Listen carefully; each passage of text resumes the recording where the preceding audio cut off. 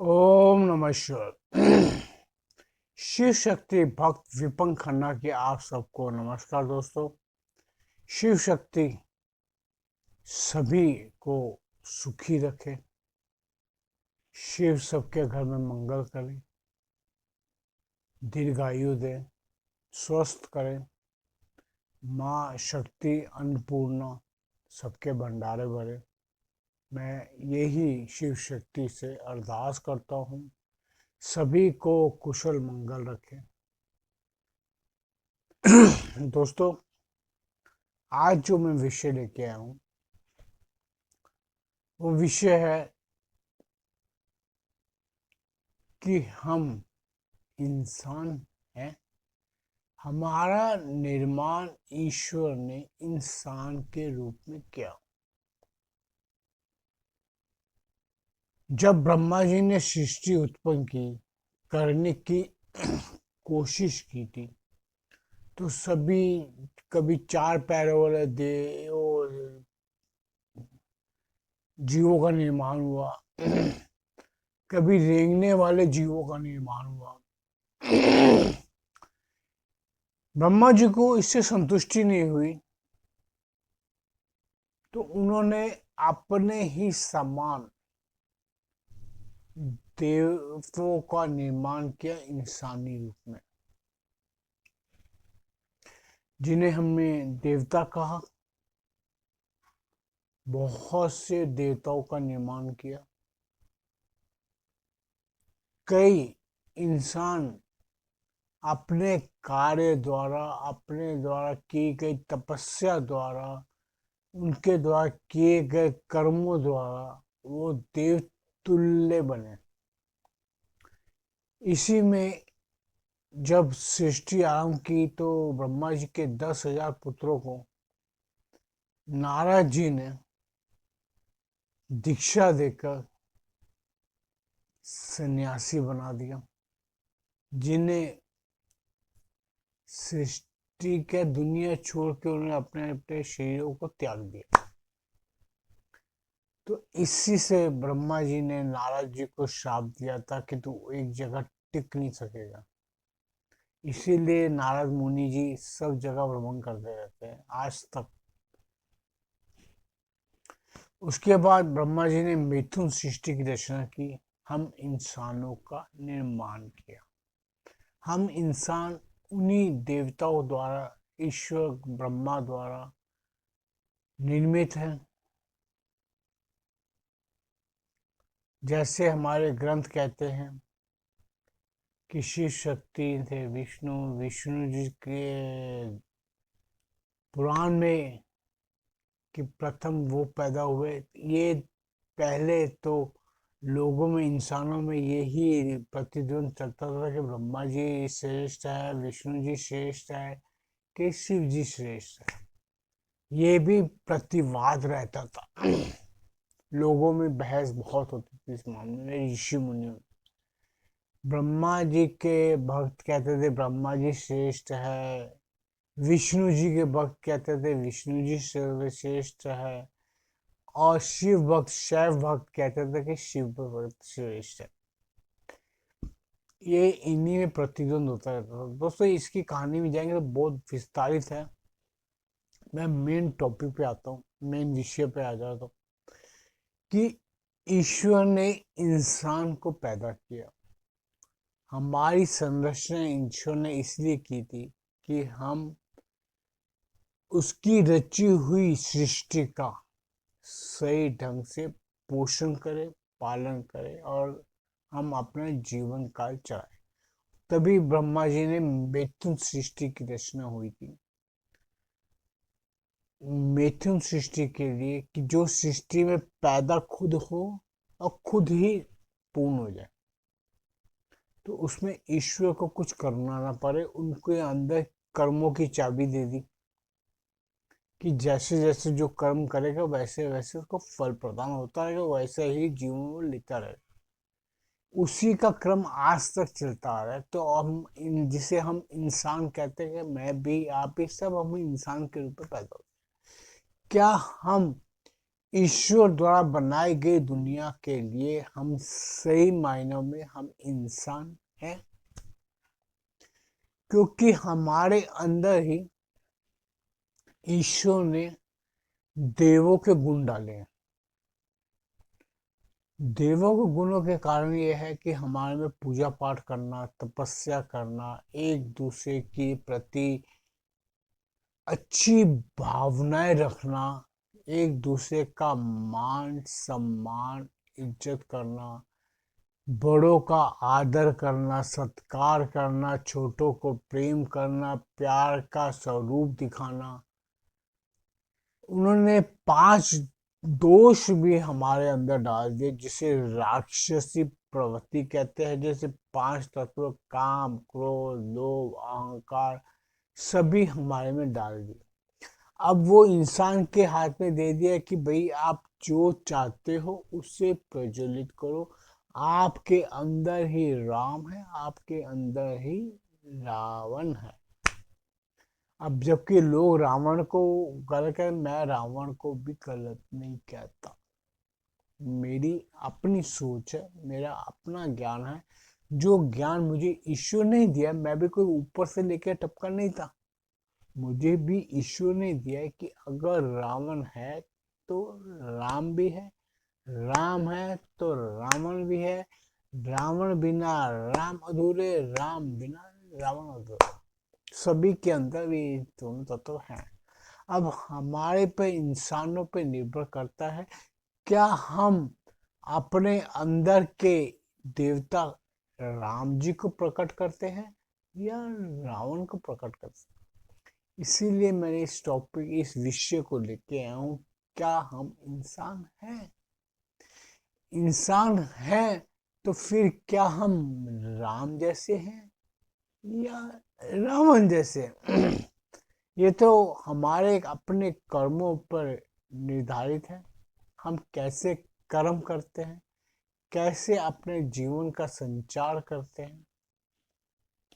अब दोस्तों, हम क्या अपने आसपास में रहने वाले जो दूसरे इंसान हैं, हम उनसे कैसा व्यवहार करते हैं, कैसा स्वभाव करते हैं, कैसा हमारा चलन है, इसके ऊपर बहुत निर्भर करता है। इसीलिए मैंने पूछा, क्या हम इंसान हैं?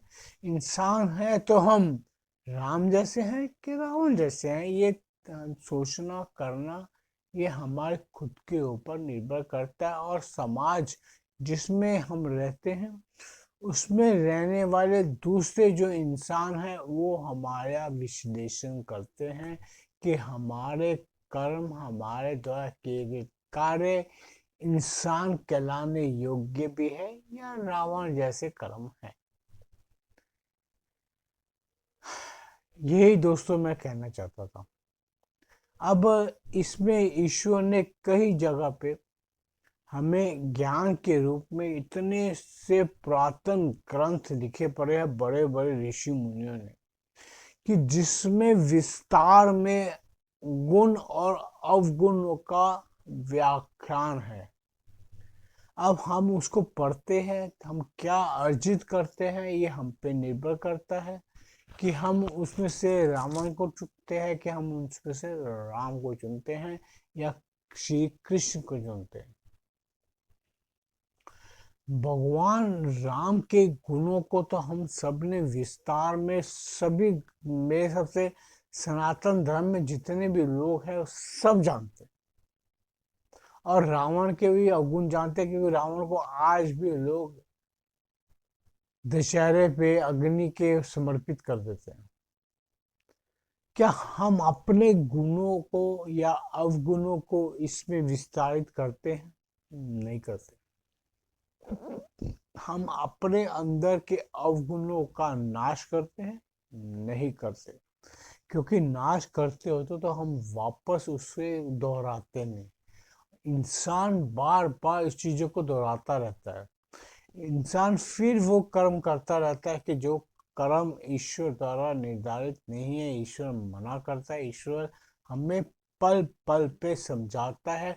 हर एक पल ईश्वर हमें सूचित करता है कि मैं ये कर्म कर रहे हो तुम, वो मैं कर्म आपको बता रहा हूँ गलत है, मत करो, तो भी इंसान उस कर्मों को करने से बाज नहीं आता, इंसान करता ही करता। ये आदत हम केवल इंसानों में नहीं है, देवताओं में भी पाई जाती है। अब इसका मैं छोटी सी कथा सुनाना चाहूंगा इसके ऊपर। जब भगवान राम का अवतार हुआ, भगवान राम पैदा कहाँ होते? सूर्यवंशी, सूर्यवंशी। भगवान सूर्य को भी इस चीज के लिए कहते हैं कुछ मगरूरता, गुरूर, गर्व होने लगा कि भगवान नारायण मेरे ही वंश में उत्पन्न हुए हैं। आज हम इंसानों में भी आदत है कि हमें थोड़ा सा भी अच्छा मान सम्मान मिलता है तो हमारी सोच का पारा इतना चढ़ जाता है कि जैसे मैं महान बन गया, कि मुझसे सर्वश्रेष्ठ कोई है ही नहीं। ये हमारे सभी की प्रवृत्ति। कोई भक्ति करता है तो उसे अगर ईश्वर की एक झलक मिल जाती है तो वो मूड खा जाता है। इसका विवरण मैंने अपनी 185 नंबर 86 नंबर की वीडियो में भी कहा था कि मुझ में भी ये अवगुण आया था। हम इंसान है, सब में ये अवगुण है, और वो आता ही आता है। कोई भी इंसान कह ले कि मैं नहीं करता था, मैं बहुत शरीफ हूँ, नहीं, हमारे में ये अवगुण है, वो आता ही आता है। ऐसे ही देवताओं में भी आता है। तो भगवान राम को जब इस चीज का घमंड आ गया कि पूरा ब्रह्मांड, ब्रह्मांड नहीं कह रहा मैं, सिर्फ पृथ्वी, पूरी पृथ्वी मेरे ही प्रकाश से प्रकाशमान है, सूर्य के प्रकाश से पृथ्वी प्रकाशमान है। हर एक जीव बिना सूर्य की किरणों के जीवित नहीं रह सकता।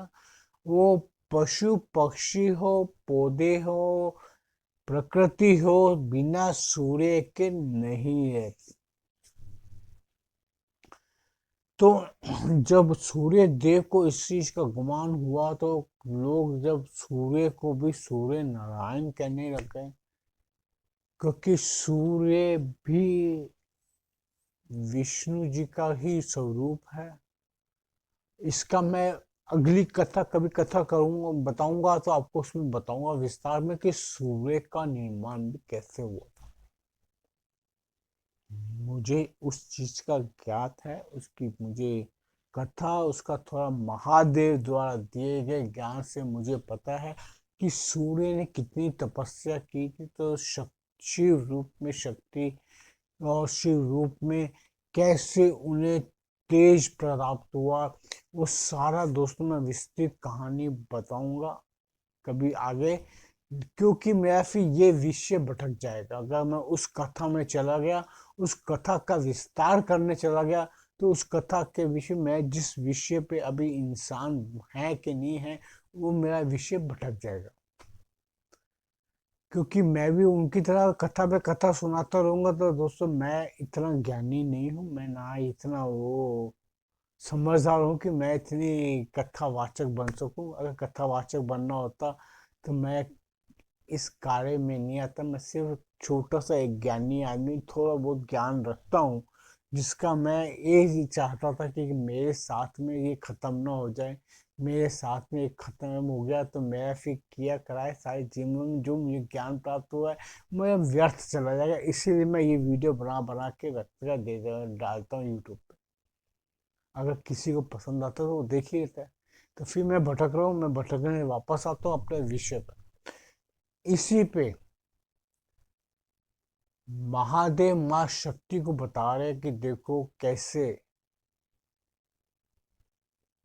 सूर्य का भी बुद्धि भ्रष्ट हो गई। क्योंकि महादेव जितनी भी कथाएं करते हैं, महादेव जितनी भी कथाओं का विस्तार करते हैं, कथाओं का सुनाते हैं, तो माँ पार्वती को सुनाते हैं। आप कोई भी ग्रंथ पढ़ेंगे तो उसमें सब में यही जिक्र आता है कि शिव शक्ति से बात करते थे, उन्हीं को कथा का व्याख्यान करते थे उनके सामने। तो शिव जी पार्वती माँ को कहते हैं, देखो कैसे सूर्य देवता होते सोते भी, सूर्य नारायण होते सोते भी उनकी बुद्धि में ये अवगुण आ गया। तो महादेव त्रिनेत्रधारी है, ब्रह्मांड का हर एक जीव क्या सोचता है, क्या सोच के करना चाहता है, उसके अंदर क्या खिचड़ी पकड़ी है, उन्हें सब ज्ञात है। तो उन्होंने अपनी ही लीला द्वारा जो रूप हनुमान जी का लेके बाल स्वरूप में भगवान शिव ने उसी वक्त श्री राम के साथ जन्म लिया था। एक तरफ अयोध्या, एक तरफ श्री राम बड़े हो रहे थे, दूसरी तरफ हनुमान जी। वहां राम की बाल लीलाएं चल रही थी और यहाँ पर हनुमान जी की बाल लीलाएं आरंभ हो गई। एक वक्त हनुमान जी अपनी खिड़की में खड़े होके बाहर निहार रहे थे, तो उन्होंने सूर्य को लाल फल के रूप में देखा। कहते कितना सुंदर फल है। बाल स्वरूप थे, बाल क्रिया करने के लिए वह उस फल खाने की लालसा में उड़ चले। ये हम सभी जानते हैं, हनुमान चालीसा में भी इसका जिक्र है। और मेरे हिसाब से सनातन का बाल बाल जानता है, बाल मतलब बच्चे, बच्चा बच्चा जानता है कि हनुमान जी की कथा। हनुमान जी ने उसे फल समझ के मुख में डाल दिया। जब सृष्टि में अंधकार छा गया, सूर्य देव को समझ नहीं आया ये मेरे साथ क्या हुआ।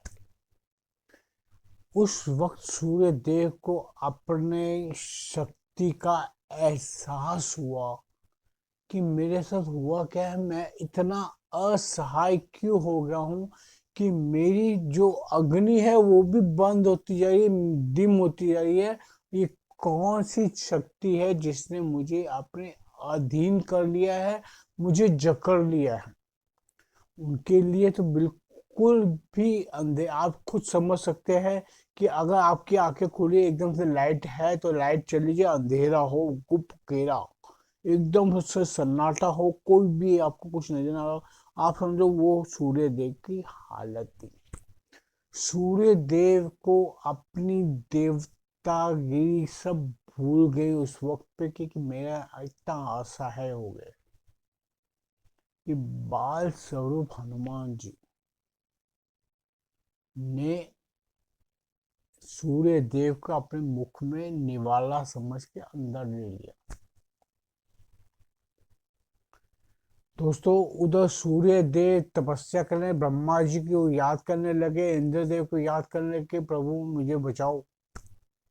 अब सृष्टि में हाहाकार मच गया कि सृष्टि पूरी अंधेरे हो गई, क्या हुआ क्या नहीं हुआ। और ये दायित्व तो सारा इंद्रदेव पे है, तो सब इंद्रदेव जी निकले अपने गंतव्य से कि जाके देखूं क्या हुआ। और देखने में पता लगा कि एक बालक ने सूर्य देव को निगल लिया है। इंद्रदेव को बहुत क्रोध आया, इंद्रासन खतरे में पड़ गया, तो इंद्रदेव तो डरेंगे ही ना। और हमारे इंद्रदेव को हमेशा डर यही रहता है कि मेरा सिंहासन छीन जाएगा, ये कौन सा बालक है जिसने कि सूर्य देव को अंदर मुंह में रख लिया अपने।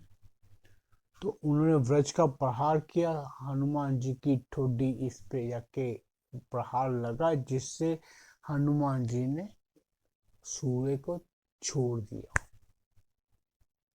सूर्य देव उनके मुख से निकल गए बाहर। सो दोस्तों इसीलिए हनुमान जी का हनु मतलब होता है ठोडी हमारी, ये इसको हनु बोलते। तो हनुमान जी के इसे वार हुआ तभी से उनका नाम हनुमान पड़ा।